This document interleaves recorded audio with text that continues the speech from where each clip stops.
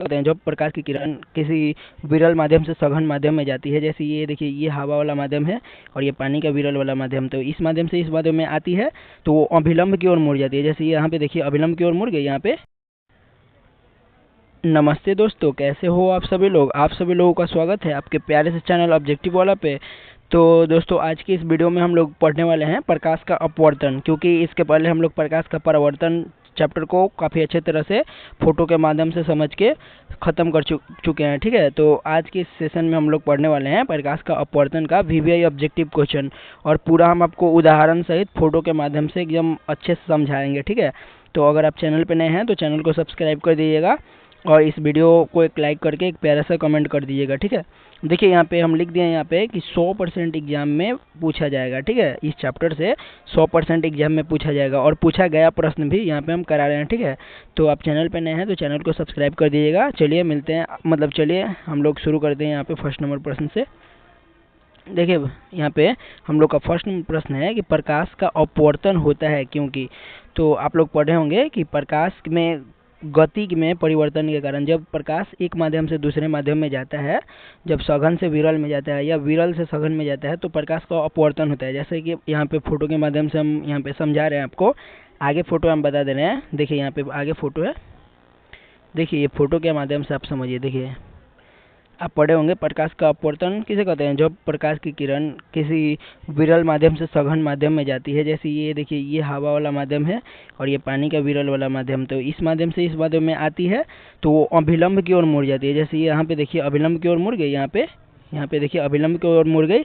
इसी के कारण मानिए कि जल में रखा हुआ, अगर आप जल में पैसा या सिक्का डाल देते हैं या पेंसिल डाल देते हैं तो वो आपको ऊपर उठा हुआ दिखाई देता है। क्यों क्यों ऊपर हुआ दिखाई देता है? क्यों? प्रकाश के अपवर्तन के कारण। ठीक है, तो इसका राइट आंसर क्या हो जाएगा यहाँ पे, प्रकाश में गति के परिवर्तन के कारण। क्योंकि यहाँ पे देखिए ये प्रकाश का गति है और इसमें परिवर्तन हुआ यहाँ पे, इसी के कारण होता है प्रकाश का अपवर्तन। ठीक है, तो इसका राइट आंसर हम लोग का क्या हो जाएगा, ए। देखिए यहाँ पे इसका राइट आंसर हो जाएगा ए।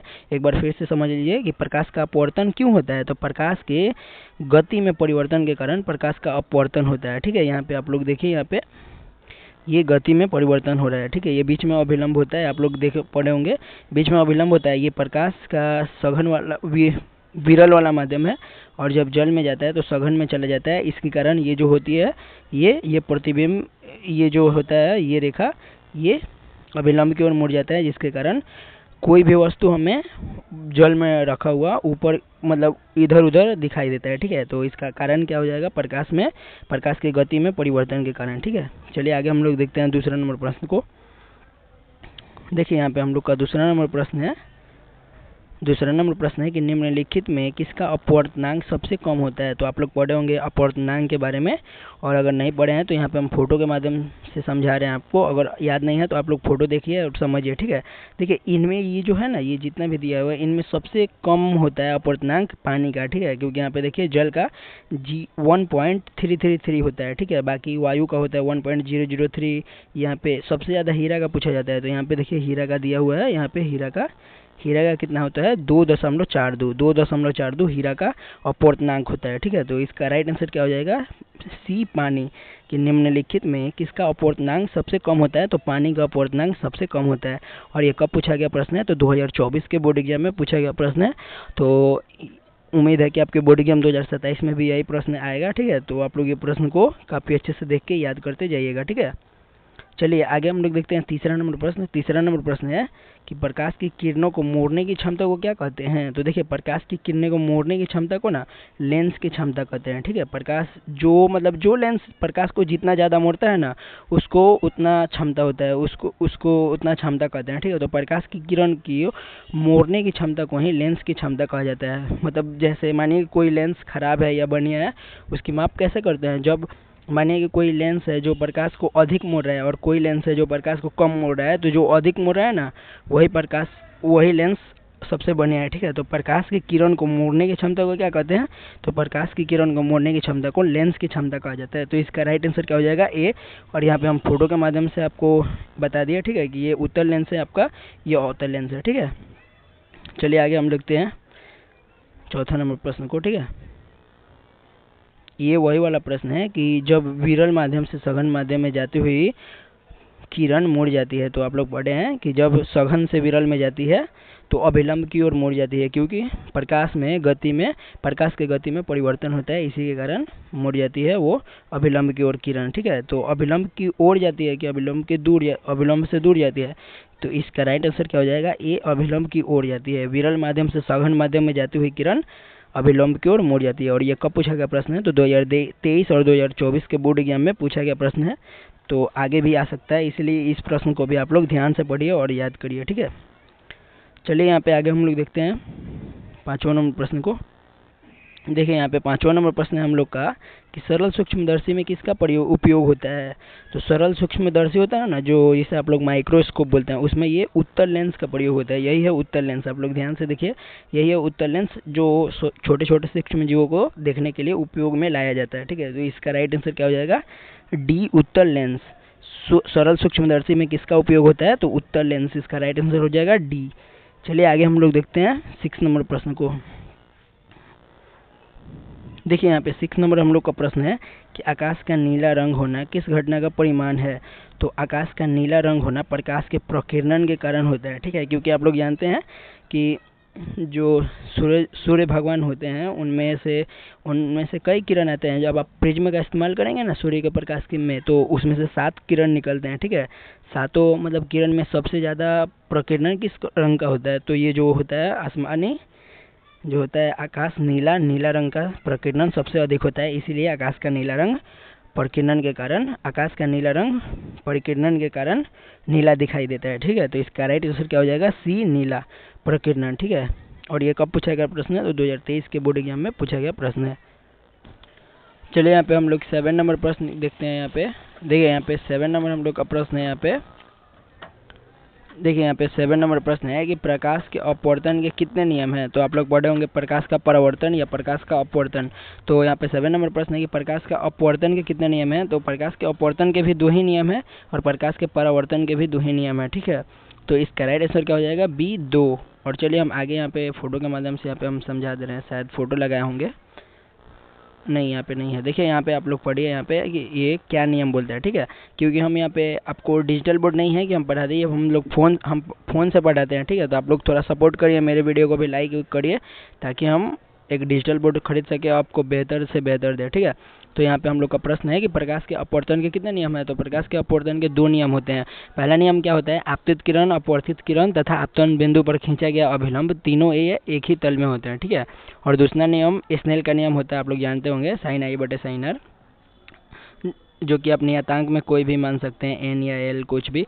तो देखिए यहाँ पे दूसरा नियम होता है कि किसी नियत युग्म के लिए आपतन कोण तथा साइन और आपतन कोण का साइन का अनुपात एक नियतांक होता है जिसे म्यू कहते हैं। ठीक है, जहाँ एन दूसरे माध्यम का पूर्णांक पहले माध्यम के सापेक्ष होता है। ठीक है, और यहाँ पे देखिए यही है हम लोग का, ये जो होता है आपतन कोण अपवर्तन कोण जो होता है सघन से विरल में जाता है उसका ये चिन्ह है। ठीक है, तो इसका राइट आंसर क्या हो जाएगा, बी। प्रकाश के अपवर्तन के 2 ही नियम होते हैं। ठीक है, चलिए यहाँ पे हम लोग देखते हैं आगे 8वां नंबर प्रश्न को। देखिए यहाँ पे 8वां नंबर यहाँ पे प्रश्न है कि प्रकाश के परावर्तन के कितने नियम हैं। और ये प्रश्न देखिए बोर्ड एग्जाम में कितना बार पूछा गया प्रश्न है, 2012 में, 15 में, 20 में, 21 में, 23 में और 24 में। तो उम्मीद है कि आपके बोर्ड एग्जाम 2027 में भी पूछ दे, इसलिए आप लोग ये सब प्रश्न को आप लोग ध्यान से पढ़िए और याद करते जाइए। ठीक है, तो यहाँ पे 8वां नंबर हम लोग का प्रश्न है कि प्रकाश के अपवर्तन के कितने नियम हैं। तो प्रकाश के अपवर्तन के भी 2 ही नियम होते हैं। और नियम कौन कौन से हैं, तो फर्स्ट वाला नियम है कि आपतित किरण, परावर्तित किरण तथा आपतन बिंदु पर खींचा गया अभिलंब, ये तीनों एक ही तल में होते हैं। देखिए ये आपतित किरण, परावर्तित किरण और ये आपतन बिंदु जो है ना, ये बीच वाला, एक सेकेंड, देखिए यहाँ पे बीच वाला, ये देखिए ब्लू से दिखा रहा है, ये बीच वाला, ये तीनों एक ही तल में होते हैं। और दूसरा नियम क्या होता है, आपतन कोण का मान आई तथा अपवर्तन कोण का मान आर का मान दोनों बराबर होता है। ठीक है, यहाँ पे जो आया ये देखिए यहाँ पे साइन आई है और यहाँ पे साइन आर है, ये दोनों का मान बराबर होता है। ठीक है, तो यही है दूसरा नियम प्रकाश के परावर्तन का। ठीक है, और तो इसका राइट आंसर क्या हो जाएगा, बी 2। ठीक है, प्रकाश के परावर्तन के 2 नियम है, प्रकाश के अपवर्तन के 2 नियम है। और प्रकाश के अपवर्तन के दूसरे नियम को स्नेल का नियम भी कहते हैं, जिसके क्या होता है, साइन आई बटे साइन आर होता है। ठीक है, जो कि एक नियतांक म्यू होता है। चलिए आगे हम लोग देखते हैं 9 नंबर प्रश्न को। यहाँ पे 9 नंबर प्रश्न है कि अवतल लेंस का आवर्धन एम बराबर होता है, तो आप लोग ये जो होता है ना अवतल लेंस, उसका आवर्धन जो होता है वो V/U होता है, ठीक है। तो इसका राइट आंसर हो जाएगा यहाँ पे। एक सेकेंड, और ये आप लोग रॉन्ग मारिएगा ये फ़ोटो को, क्योंकि ये उत्तल लेंस का फ़ोटो है, ठीक है। अवतल लेंस का हम गलती से फ़ोटो नहीं लगा पाए, इसके लिए सॉरी। लेकिन इसका राइट आंसर हो जाएगा DU/V। अवतल लेंस का आवर्धन M बराबर होता है U/V का, ठीक है। चलिए आगे हम लोग देखते हैं 10वां नंबर प्रश्न को। देखिए यहाँ पे 10 नंबर हम लोग का प्रश्न है कि निम्न में से आवर्धक शीशा जो मैग्नीफाइंग ग्लास है, ये मतलब ये किसका बना होता है, कौन है मैग्नीफाइंग ग्लास या आवर्धक शीशा। तो जो अवतल लेंस होता है ना उसका मैग्नीफाइंग ग्लास बना होता है, ठीक है। जो एक सेकेंड, हाँ उत्तल लेंस का मैग्नीफाइंग ग्लास बना होता है, ठीक है। तो इसका राइट आंसर हो जाएगा C, और यही है मैग्नीफाइंग ग्लास। देखिए जिससे किसी भी सूक्ष्म जीव को या कोई भी छोटे छोटे वस्तुओं को देखने के लिए ये इस्तेमाल में किया जाता है मैग्नीफाइंग ग्लास या आवर्धक शीशा। और ये किसका बना होता है, तो उत्तल लेंस का बना होता है। चलिए आगे हम लोग देखते हैं 11 नंबर प्रश्न को, अपना 11 नंबर प्रश्न। देखिए यहाँ पे हम लोग का 11 नंबर प्रश्न है कि पिन होल कैमरा में निम्नलिखित में क्या बनता है। और ये 2026 में पूछा गया प्रश्न है कि पिन होल कैमरा में निम्नलिखित में क्या बनता है। तो पिन होल कैमरा में ना प्रतिबिंब बनता है, प्रतिबिंब, वस्तु का प्रतिबिंब पिन होल कैमरा में बनता है। और कहाँ बनता है, तो देखिए यहाँ पे बनता है, यहीं पे बनता है वस्तु का प्रतिबिंब। यहाँ पे पिन होल कैमरा है यहाँ पे, और ये प्रतिबिंब है वस्तु का, ठीक है। तो पिन होल कैमरा में निम्नलिखित में क्या बनता है, तो 2026 में। और ये नया प्रश्न था एकदम, बोर्ड एग्जाम 2026 में पूछ लिया गया था। तो आपसे भी नया नया प्रश्न पूछेगा तो आप लोग उलझिएगा मत, राइट आंसर पे लगाइएगा सही, ठीक है, ताकि आपका नंबर बेहतर से बेहतर है। बाकी आप लोग चैनल पे नए हैं तो चैनल के साथ जुड़िए, क्योंकि काफ़ी अच्छा कैटेगरी हम इस चैनल पे लाते हैं। हर दिन कुछ नया सिखाते हैं, ठीक है।